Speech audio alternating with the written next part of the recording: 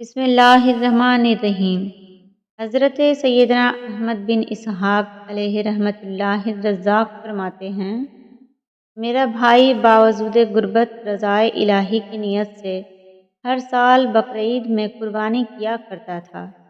اس کے انتقال کے بعد میں نے ایک خواب دیکھا کہ قیامت برپا ہو گئی ہے اور لوگ اپنی اپنی قبروں سے نکل آئے ہیں۔ یکایک میرا مرحوم بھائی ایک ابلق یعنی دو رنگے چتکبرے گھوڑے پر سوار نظر آیا۔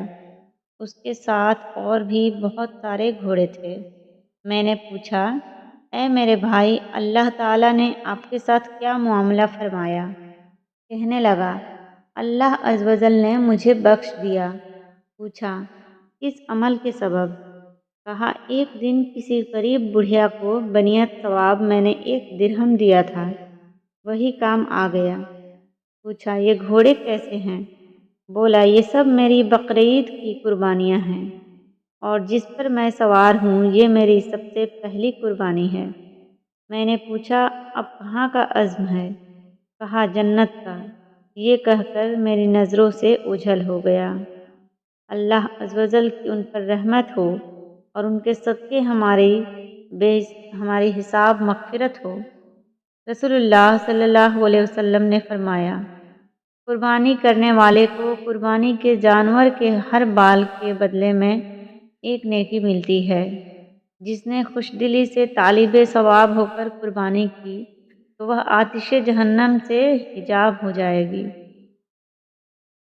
اے فاطمہ، اپنی قربانی کے پاس موجود رہو، کیونکہ اس کے خون کا پہلا قطرہ گرے گا تمہارے سارے گناہ معاف کر دیے جائیں گے۔ جس شخص میں قربانی کرنے کی وسعت ہو پھر بھی وہ قربانی نہ کرے تو وہ ہماری عیدگاہ کے قریب نہ آئے۔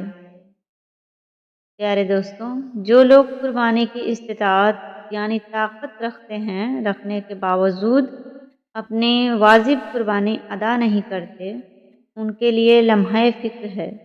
اول یہی خسارہ یعنی نقصان کیا کم تھا کہ قربانی نہ کرنے سے اتنے بڑے ثواب سے محروم ہو گئے، مزید یہ کہ وہ گناہگار اور جہنم کے حقدار بھی ہیں۔ اگر کسی پر قربانی واجب ہے اور اس وقت اس کے پاس روپے نہیں ہیں تو قرض لے کر یا کوئی چیز فروخت کر کے قربانی کرے۔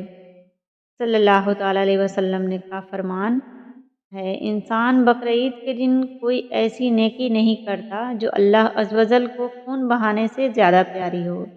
یہ قربانی قیامت میں اپنے سینگوں، بالوں اور کھوڑوں کے ساتھ آئے گی، اور قربانی کا خون زمین پر گرنے سے پہلے اللہ کے ہاں قبول ہو جاتا ہے، لہٰذا خوش دلی سے قربانی کرو۔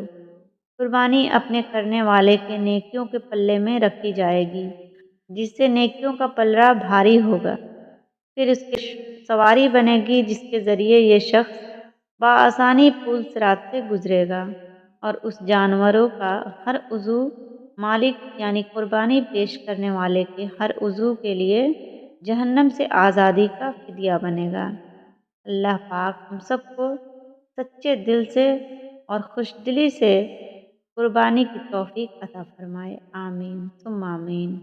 ویڈیو کو زیادہ سے زیادہ شیئر کیجیے گا تاکہ ہمارے ہر پیارے مسلمان بھائی اور بہن اس ثواب کے حقدار بنیں۔ اللہ حافظ۔